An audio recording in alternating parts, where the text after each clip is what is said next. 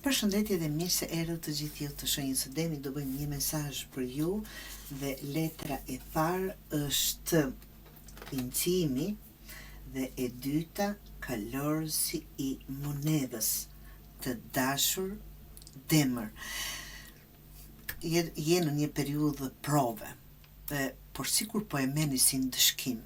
Është e vështirë absolutisht. Kjo është një rritje. Të dashur Demër, kur them rritje gjithmonë mendoj ecje përpara për të kuptuar vlerat e juaja, çfarë duhet të bëni, çfarë është më e mirë për ju e kështu me radhë. Është një test para, tregon se universi po të teston për të parë sa fort i beson vetes dhe qëllimin tënd. Edhe kur rruga bëhet më e ngushtë. Kjo është një periudhë ku duhet qëndrueshmëri, të jeni konsistent, të jeni të qëndrueshëm, si sot, nesër dhe pas nesër për një qëllim.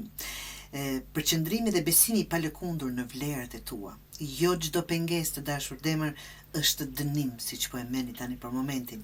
Janë shkallët drejt forcës së brendshme. Kur shikojmë kalorësin e shkopive, është flet për një fillim të ri në botën materiale, që mund të jetë punë, ide, mundësi financiare, projekte, apo edhe lidhje që kërkon përkushtim. Pra, prapë jemi tek ai përkushtimi. Ti ke potencialin të ndërtosh diçka të qëndrueshme, por duhet Demër të fillosh të hapësh sytë dhe të keni më shumë përgjegjësi. Kjo letër të kujton që në fakt qëndrueshmëria dhe përkushtimi është çelësi i suksesit për të arritur aty ku dëshironi. Pra, për shembull po vendosni ta bëjmë më të qartë, apo mos e shiko këtë periudhë si të vështirë, por si inicim.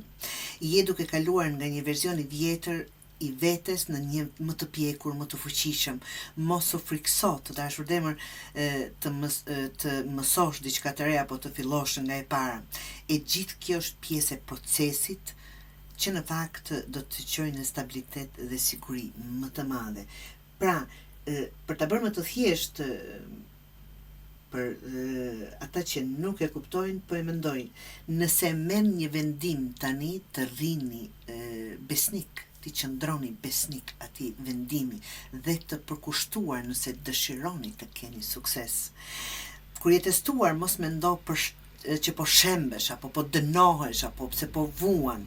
Jo, në fakt po formohesh, të dashur Demër.